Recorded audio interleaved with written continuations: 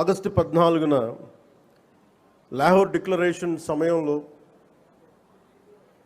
దేశ విభజన జరుగుతున్నప్పుడు, కరెక్ట్గా ఒక 9 నెలల ముందు, సంవత్సరం ముందు దేశ విభజన జరుగుతున్నప్పుడు లాహోర్ కూడా పాకిస్తాన్లోకి వెళ్ళిపోద్ది అని తెలియదు ఎవరికి. సడన్గా డిక్లేర్ చేయగానే దానివల్ల అక్కడ ఉన్న ప్రజలు, భారతదేశ ప్రజలందరూ వెళ్ళిపోవాలి ఇక్కడి నుంచి అని చెప్పి మత ప్రాతిపాదికన పంపించేస్తే అది ఎంత దారుణాలు జరిగినాయి అంటే ఆగస్టు 14 వరకు అక్కడ రాత్రికి రాత్రి కొన్ని దశాబ్దాలుగా, కొన్ని శతాబ్దాలుగా వాళ్ళ దేశం, వాళ్ళ ప్రాంతం అనుకున్నది పరాయి దేశం అయిపోయి అక్కడి నుంచి పారిపోయి ప్రాణాలను అరచేతులు పెట్టుకొని రావాల్సి వచ్చిన పరిస్థితులు. అలాంటి పరిస్థితులను ఒకవైపు పంజాబ్లో మహిళలు సామూహిక మానభంగాలు గురవుతూ చాలా నిర్దాక్షిణ్యమైన పరిస్థితుల్లో ఉండి, అంటే మన స్వాతంత్రం చాలా తేలిక సంపాదించుకున్నాం, కేవలం ఏమంటారు అహింసా విధానాల ద్వారా మనం సంపాదించుకున్నాం అంటాం, కానీ వాస్తవానికి మన స్వాతంత్రం రావడానికి చాలా హింస జరిగింది. మనం ఎంచుకున్నది ప్రప్రథమంగా అహింస విధానాలు కావచ్చేమో, కానీ దేశాన్ని నుంచి విడిపోవాలనుకున్న వాళ్ళు మటుకు హింసనే నమ్మారు. అది ఈ రోజుకి, దేశ విభజన జరిగినప్పటి నుంచి ఈ రోజు మన ఆపరేషన్ సింధూర్ దాకా మత ప్రాతిపాదికన హింస జరుగుతూనే ఉన్నాయి. ఎక్కడ కూడా భారతదేశం తన లౌకిక విధానాన్ని ఎప్పుడు మర్చిపోలేదు. దేశ విభజన జరిగిన తర్వాత మనకి మతాన్ని సంబంధం లేకుండా భారతదేశ సార్వభౌమత్వాన్ని గౌరవించి లౌకికవాదాన్ని ముందుకు తీసుకెళ్లే ఉద్దేశంతో మనం మతాలకి సంబంధం లేకుండా ఒక అబ్దుల్ కలాం గారిని కానీ ఎవరినైనా సరే మనం ప్రెసిడెంట్స్గా తీసుకున్నాం, గుండెల్లోకి తీసుకున్నాం. కానీ ఇది పాకిస్తాన్లో లేదు. పాకిస్తాన్లో ఎవరిని కూడా ఒక హిందూ క్రికెటర్ కానీ ఉంటే వాళ్ళు వెళ్ళిపోయే విధానం కానీ, అలాగే ఒక హిందూ ఒక బలమైన స్థానాల్లో కనిపించే నాయకులు కానీ ఎక్కడ కనిపించరు.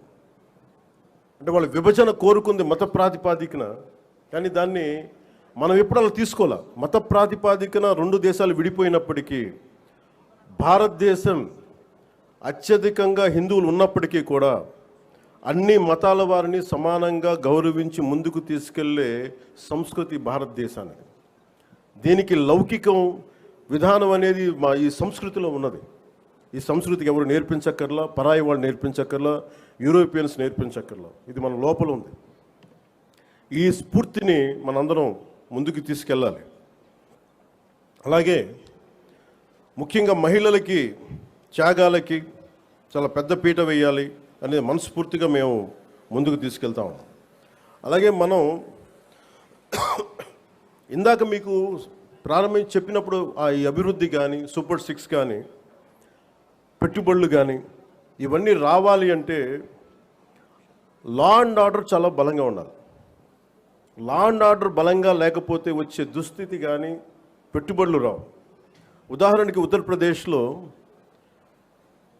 యోగి ఆదిత్యనాథ్ గారు ముఖ్యమంత్రిగా ప్రమాణ స్వీకారం చేసిన తర్వాత 8 సంవత్సరాల కాలంలో అది 15 లక్షల రూపాయల కోట్ల పెట్టుబడిని ఆకర్షించడం జరిగింది. దానికి కారణం అంతకుముందు ఒక అన్రూలీ స్టేట్గా ఉండేది. పెట్టుబడులు రావడానికి సాహసించేవారు కాదు. కానీ ఆయన రాగానే ఆయన పెట్టింది లా అండ్ ఆర్డర్ చాలా బలంగా ఉండాలి. దానివల్ల ఈరోజు వాళ్ళకి 15 లక్షల పెట్టుబడి వచ్చింది. అలాగే ఆంధ్రప్రదేశ్కి లా అండ్ ఆర్డర్ చాలా చాలా క్లిష్టమైంది. అలాగే భవిష్యత్తుని పదే ఈ కూటమి ప్రభుత్వం ఒక దశాబ్దన్నర ఎందుకు ఉండాలి అని అంటున్నానంటే, సుస్థిరత ప్రజలకు ఇవ్వాలన్న ఒక ఉద్దేశం తప్ప పదవుల్లో కూర్చొని దీన్ని ఎంజాయ్ చేయాలి, లేదంటే దీన్ని ఆస్వాదించాలన్న కాంక్ష ఎవరికి లేదు. కానీ ఈ దుస్థితి నుంచి, ఎందుకంటే అనుక్షణం ప్రతిపక్ష నాయకులను చూస్తూనే ఉన్నారు, జాతీయ స్థాయి ప్రతిపక్ష నాయకుల నుంచి. ఓడిపోతేనేమో సడన్గా ఓట్ చోరీ అంటారు.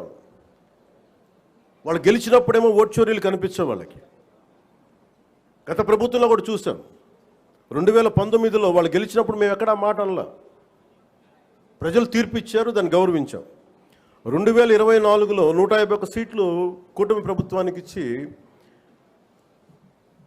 164 కూటమి ప్రభుత్వానికి ఇస్తే సడన్గా వారికి ఏమనిపించిందంటే ఇది ఓట్ల గురించి మన ఓటింగ్ మెషిన్లో తప్పంటాం. అంటే గెలిచినప్పుడు ఒక న్యాయం, ఓడిపోయినప్పుడు ఇంకో న్యాయం. ఇది రాష్ట్రం, జాతీయ స్థాయి నుంచి రాష్ట్రం వరకు ఒకటాలన్నిటికీ కూడా అంతర్గతంగా అస్థిరత సృష్టించడం వాడి విధానం. మనం దాంట్లో అంతర్జాతీయ కుట్రలో భాగంగా చూడాలి ఇదంతా. ఎప్పుడైతే భారతదేశం అంతర్గతంగా బలహీనపడద్దో, ఒక కోటని దెబ్బ కొట్టాలంటే బయటవాడు కొట్టడం కంటే కూడా లోపల ఉన్నవాడు తలుపు తీస్తే వచ్చే నష్టం ఎక్కువ. అందుకని ఎప్పుడు కూడా విదేశీ శక్తులు అంతర్గతంగా ఎవరున్నారు భారతదేశంలో, వాళ్ళకి ఎలాంటి ఇన్ఫర్మేషన్ ఇస్తే బాగుంటుంది, వాళ్ళ ఎజెండాని వీళ్ళందరూ మోస్తున్నారు. దీన్ని ప్రజలందరూ కూడా చాలా సునిశ్చితంగా గమనించాలి. ఇది ఏమైపోతుంటే ఒక్కసారి వాళ్ళని లోపలికి రానిచ్చామా, మీరు 2019, 2024 చూశారు. రోడ్డు మీదకి రావాలంటే భయాలు వచ్చినాయి ఒక్కొక్కళ్ళకి.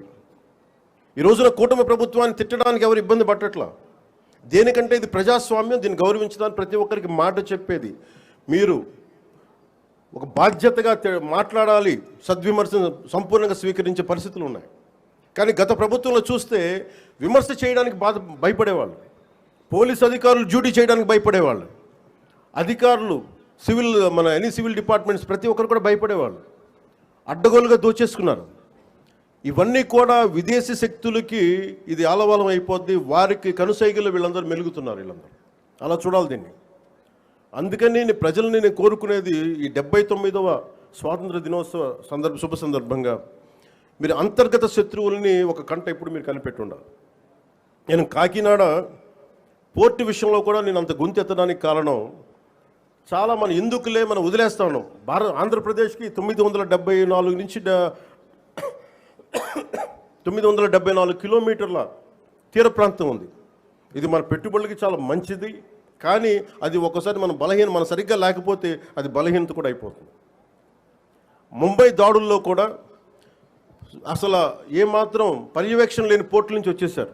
లేదంటే పర్యవేక్షణ ఉన్నా కానీ అమ్ముడైపోయిన వ్యక్తుల ద్వారా ఉగ్రవాదులు వచ్చేసారు. బాంబే దాడులు కానీ ఆర్డీఎక్స్లు వచ్చేసినాయి. ముఖ్యంగా ఆంధ్రప్రదేశ్ తీర ప్రాంతంలో పోలీస్ శాఖ చాలా బలమైన దృష్టి పెడుతుంది. ఎందుకంటే నాకు ఇది కాకినాడ చాలా వల్నరబుల్గా అనిపిస్తుంది ఒకసారి రిపోర్టు చూస్తూ ఉంటే. కలెక్టర్ గారికి తెలుసు, ఎస్పీ గారికి తెలుసు, రాష్ట్ర డీజీపీ గారికి తెలుసు, ఇక్కడ విపరీతంగా డీజిల్ అక్రమ రవాణాలు జరుగుతూ ఉంటాయి. దీన్ని చాలా బలంగా ఎదుర్కోవాల్సిన అవసరం ఉంది. ఓన్లీ బియ్యమే కదా, డీజిలే కదా అని మనం వదిలేస్తే ఒకసారి దోపిడీ, ఒకసారి స్మగ్లింగ్ అలవాటైన వాళ్ళకి బయట నుంచి వెపన్స్ వచ్చే అవకాశాలు ఉంటాయి, బాంబులు తీసుకొచ్చే అవకాశాలు ఉంటాయి. వీటన్నిటినీ కూడా ఒక చాలా ఏమరపాటుగా ప్రతి ఒక్కళ్ళు ఉండాలి. సో అందుకని దీన్ని భారతదేశం, మా కమిట్మెంట్, కూటమి ప్రభుత్వం, నారా చంద్రబాబు నాయుడు గారి నాయకత్వంలోని కూటమి ప్రభుత్వం చాలా స్పష్టంగా లా అండ్ ఆర్డర్ మీద, దేశం తాలూకు సుస్థిరత మీద మాకు చాలా సమగ్రమైన అవగాహన ఉంది. ఎక్కడ కూడా కరప్షన్ ఉన్న చోట ఆటోమేటిక్గా దేశం బలహీనపడుద్ది. అలాంటి పరిస్థితుల్లో లేకుండా ఉండాలని మేము సాయశక్తిలో ప్రయత్నం చేస్తాం. వాటన్నిటికంటే కూడా ప్రజలు నేను కోరుకునేది, మీరు ఎరుకుతూ ఉన్నంతకాలం అంటే డెమోక్రసీ ఈజ్ ఎటర్నల్ విజిలెన్స్ అంటే మీరు నిరంతర పహారా కాస్తే తప్ప ప్రజాస్వామ్యం బలపడదు. అందుకని మీరందరూ నిరంతరమైన విజిలెన్స్తో ఉండాలి, నిరంతరం ఇప్పుడు ఒక పహారా మనస్తత్వంతో ఉండాలి అనేది నేను మీ అందరికీ కోరుకుంటూ ఉన్నాను. అంటే ఇవన్నీ మనం ఎక్కడో కశ్మీర్లో జరిగిన ఇష్యూస్ మనకేంటి అనుకుంటే, ఆపరేషన్ సింధూర్ మన వైజాగ్లోను, మన కావల్లో, నెల్లూరు జిల్లా కావల్లోనూ ఉగ్రవాదులు చాలా దారుణంగా కాల్చి చంపేశారు. దానికి బిఫిటింగ్ రిప్లై ఇచ్చాం, చాలా బలమైన రిప్లై ఇచ్చాం. కానీ మనం పెట్టుకోవాల్సింది, మన లోపల ఉన్న దేశాన్ని సుస్థిరతని దెబ్బతీసే ప్రతి ఒక్క వ్యక్తిని కూడా మనం దృష్టి పెట్టాలి, దృష్టి సారించాలి. ఇది ప్రతిసారి ప్రభుత్వం, పోలీస్ అధికారులు అనే కంటే కూడా ప్రతి ఒక్క పౌరుడి బాధ్యత ఇది. నేను నా వంతు బాధ్యతను నిర్వర్తిస్తున్నాను. అలాగే ప్రతి ఒక్కరు కూడా మీ వంతు బాధ్యతని నిర్వర్తించాల్సిందిగా మనస్ఫూర్తిగా నేను కోరుకుంటా ఉన్నాను. మీ అందరికీ కూడా మరోమారు మనస్ఫూర్తిగా మీ అందరికీ ధన్యవాదాలు తెలుపుకుంటూ, ఈ 79వ స్వాతంత్ర దినోత్సవ సందర్భంగా మరోమారు మీ అందరికీ శుభాకాంక్షలు తెలియజేసుకుంటూ సెలవు తీసుకున్నాను. జై Hind. Thank you very much sir.